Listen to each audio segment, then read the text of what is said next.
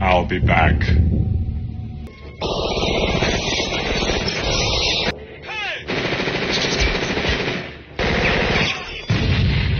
You're terminated, fucker. The Terminator, the ultimate sci-fi thriller that launched a franchise and forever changed action cinema. But beyond those iconic catchphrases and that groundbreaking cyborg design lie some mind-blowing secrets that'll have you questioning everything you thought you knew about this landmark film. Stick around because today we're diving into 10 weird and wild Terminator facts that sound completely made up but aren't. And trust us, you don't want to miss the bonus fact at the end. It's a time travel paradox all its own. 1. Cameron's fever dream creation. James Cameron created the Terminator during a literal fever dream while battling illness in a Rome hotel room. Broke and unknown, Cameron was in Italy working on the low-budget film Piranha 2 when he fell violently ill. During a nightmare influenced by his 103-degree fever, he envisioned a metal torso dragging itself from an explosion while clutching kitchen knives. Cameron was so disturbed by this vision that he immediately sketched it upon waking. These feverish drawings became the direct inspiration for the film's endoskeleton design, and the iconic scene where the damaged Terminator pursues Sarah Connor through the factory. When Cameron returned to America, he was living in his car while writing the script, often parking near the homes of friends who would let him shower. That revolutionary sci-fi concept that spawned a multi-billion-dollar franchise, it literally began as the hallucination of a starving sick filmmaker with nowhere to live. 2. Arnold almost wasn't the Terminator. Arnold Schwarzenegger was originally brought in to audition for the role of Kyle Reese, the human hero, not the Terminator. During their lunch meeting, Schwarzenegger kept talking about how the Terminator should be played, fascinated by the villain's mechanical movements and emotionless efficiency. Cameron was initially annoyed by Schwarzenegger's focus on the wrong character, but had a revelation during the meal. The imposing Austrian would make the perfect killing machine. The studio strongly objected to this casting, wanting a more conventional leading man as the hero and someone less physically imposing as the villain. O.J. Simpson was seriously considered for the Terminator role before Cameron fought for Schwarzenegger. When Arnold finally agreed to play the villain, he had just one request. He wanted his character to have fewer than 100 words of dialogue in the entire film, believing his accent might undermine the character's menace. That iconic movie villain who redefined screen antagonists? He was almost the hero in a casting decision that would have completely changed cinema history. 3. The Terminator's real military training. To prepare for his role as the emotionless killing machine, Schwarzenegger underwent weeks of intensive weapons training with actual military personnel. What makes this particularly impressive is that he trained to operate weapons without blinking during gunfire, an instinctive human reaction that's nearly impossible to suppress. Schwarzenegger spent hours firing blanks until he could pull triggers without flinching or closing his eyes. His dedication extended to movement training, studying the hunting patterns of predatory animals and working with a mime artist to achieve the Terminator's precise mechanical gait. During filming, he would avoid the rest of the cast during breaks, deliberately creating emotional distance that translated to his on-screen performance. Most impressively, Schwarzenegger practiced disassembling and reassembling weapons blindfolded until he could perform the actions without looking at his hands. That unnervingly perfect machine-like performance? It came from months of physical conditioning and psychological preparation that went far beyond typical acting methods. Number 4. The budget so low. It hurt the Terminator was filmed on such a shoestring budget that the production resorted to guerrilla filming tactics and dangerous cost-cutting measures. The movie was shot primarily at night, not for artistic reasons, but because permits for night shooting were cheaper. Several chase scenes were filmed illegally without permits, with lookouts warning when police approached. The production couldn't afford enough fake blood for the police station massacre, forcing them to reuse and recycle the same blood packets throughout the sequence. The iconic endoskeleton was built for just $75,000 using household items. The moving parts included windshield wiper motors and rubber bands. Most dangerously, during the scene where the Terminator performed self-surgery on his arm, the blood dripping down was actually a combination of milk and raw chicken fat that quickly turned rancid under hot lights, creating a nauseating stench on set. That groundbreaking sci-fi classic that influenced generations of filmmakers? It was created with the budget equivalent of what major studios spend on catering for a single week. 5. Linda Hamilton's twin secret, one of the film's most shocking visual moments, where Sarah Connor watches her exact double murdered by the Terminator, was achieved through an unpublicized casting secret. Linda Hamilton's identical twin sister Leslie appeared as her double. The production kept Leslie's involvement completely hidden from the media, and even from much of the crew, creating genuine confusion on set when both Hamilton sisters would appear.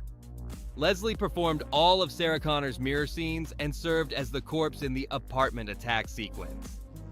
This twin casting proved especially valuable during the final factory chase, where complex shots required Sarah Connor to appear in multiple positions within the same scene. Cameron originally planned to shoot these sequences using traditional split screens, but the Hamilton twins allowed him to create more dynamic compositions that would have been impossible with a single actress. That seamless doubling effect that still impresses viewers today, it relied on the natural genetic duplication that only identical twins can provide. 6.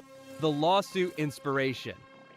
The entire concept for the Terminator stemmed from a bizarre copyright lawsuit involving legendary science fiction author Harlan Ellison. After the film's release, Ellison claimed Cameron had stolen elements from 2 episodes of The Outer Limits that Ellison had written. Rather than fight a lengthy court battle, production company Hemdale Film Corporation settled with Ellison, adding acknowledgement of his work in the credits of all subsequent releases.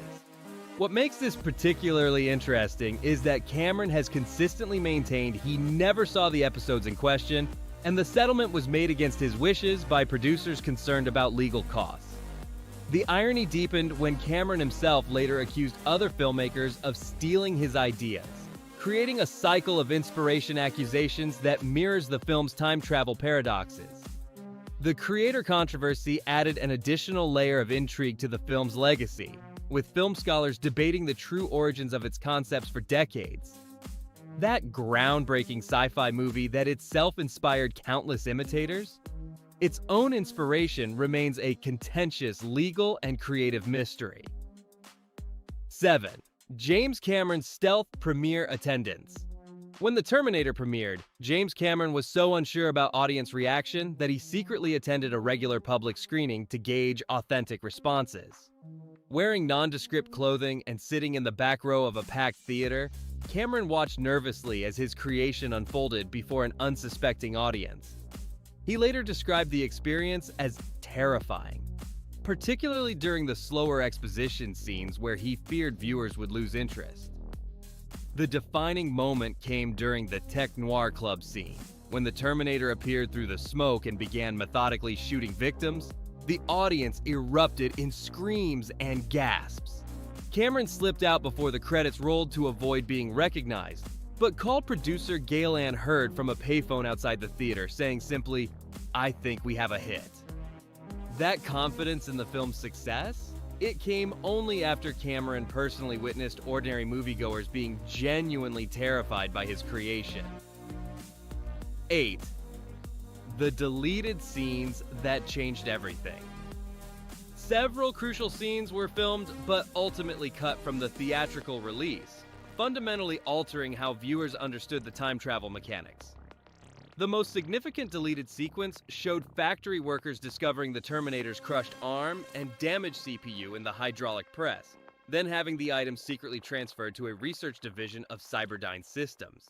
This direct connection would have explicitly established the time loop paradox, that Skynet's technology was actually reverse engineered from the very Terminator sent back to prevent its creation. Another deleted scene revealed Sarah Connor had been a waitress specifically because the job's irregular hours made her difficult to track, adding depth to her character's survival instincts. These scenes were cut purely for pacing reasons, but were so crucial to understanding the full story that Cameron incorporated them into the narrative of Terminator 2, making them retroactively canonical.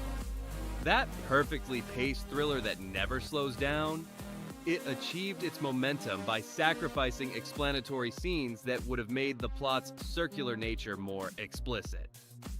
9. The famous line almost cut. Schwarzenegger's iconic "I'll be back" line, now ranked among cinema's most famous phrases, I'll be back, was nearly changed during production because of the actor's accent difficulties.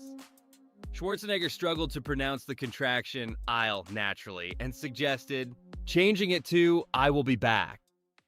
Cameron insisted on keeping the original line, believing the shorter version had more impact. Their disagreement became so heated that the simple 3-word phrase required over 10 takes, with Schwarzenegger growing increasingly frustrated. Neither man could have predicted this briefly contested line would become the franchise's signature phrase, appearing in some form in every subsequent Terminator film and becoming one of the most quoted movie lines in history. Schwarzenegger later admitted the dispute seemed ridiculous in retrospect, given how naturally the line came to him in later films. 10. The robot hand built from junk.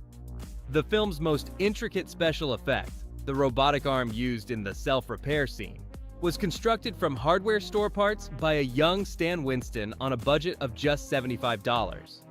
Winston, who would later become one of Hollywood's most celebrated effects artists, built the articulated hand in his garage using fish tank valves, cable controls, and kitchen utensils. The hydraulic movements were controlled by Winston himself, who lay beneath the motel room set operating cable pulls while being directed through an earpiece. The remarkable puppetry was so convincing that audiences in 1984 believed it was achieved through much more sophisticated technology.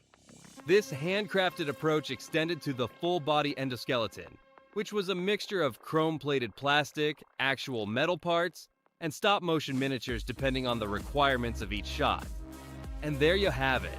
Strange, surprising, and absolutely true facts about the Terminator that even die-hard fans might not know. If you enjoyed this deep dive into cinematic history, smash that like button, hit subscribe, and remember, in the immortal words of a certain T-800, I'll be back.